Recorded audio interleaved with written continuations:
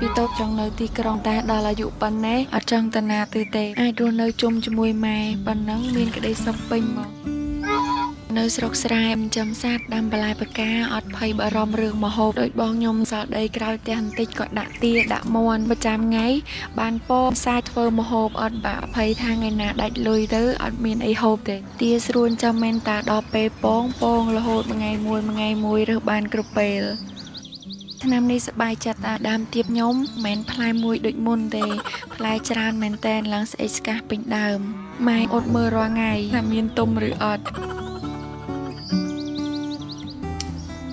ពីតូចគិតថានៅស្រុកស្រែពិបាកអត់ចង់នៅទេចង់នៅទីក្រុងវិញប៉ុន្តែដល់អាយុប៉ុណ្ណេះអត់ចង់តាណាទៅទេមានការងារធ្វើមានមុខរបរមានអាហារហូបចុកគ្រប់គ្រាន់អាចរស់នៅជុំជាមួយម៉ែប៉ុណ្ណឹងមានក្តីសុខពេញហ្មងបើមុខរបរបើគក់ក៏ដំណើរការទៅហោហែកាលមុនបងរីខមមិនថាកុំប្រើសាប៊ូម្សៅប្រើសាប៊ូទឹកល្អជាងខ្ញុំតេះរកសាប៊ូទឹកយូរដល់ពេលឥឡូវបានជួបហើយជាផលិតផលក្នុងស្រុកយើងកុំចាត់បាក់តេរីកុំចាត់ស្នាមប្រឡាក់បានល្អមែនតែនហើយមានក្លិនក៏អូបឈ្ងុយបានជាប់ពេញមួយសប្តាហ៍ហ្មងល្អជាផលិតផលជាមួយក្រុមហ៊ុនក្លិនមានរូបមន្តមកពីប្រទេសកូរ៉េមានទាំងសាប៊ូមានទាំងទឹកក្អូបចង់ប្រើជាមួយម៉ាស៊ីនក៏បានបោកគក់ដោយដៃក៏បានសម្រាប់ហាងបោកគក់តាមភោជនីយដ្ឋានឬក៏តាមស្ថាគារក៏មានជាកដុងធំដែរពងទាខ្ញុំរើសសំទុក3ថ្ងៃជាប់គ្នាហើយបានប្រហែលជា30-40គ្រាប់ញ៉ាំអត់អស់អញ្ចឹងធ្វើពងទាប្រៃទុកសម្រាប់ឲ្យម៉ែហូបបបរពេលព្រឹកពងទាប្រៃខ្ញុំអត់ចេះហូបទេអត់ដឹងតែហេតុអី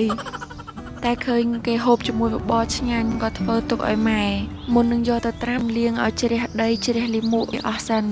ហើយរើសមើលល្អកុំឲ្យមានបែកដាក់ទាំងបែកស្អុយខូចដល់ពងល្អទៀតដូចគេថាត្រីមកកត្រកស្អុយមួយស្អុយទាំងអស់ទឹកអំបិលដាក់ត្រាំពងទាត្រូវដាំឲ្យពុះពងទាដាក់ក្តង់ប៉ុណ្ណាទឹកដាក់កន្លះក្តង់នឹង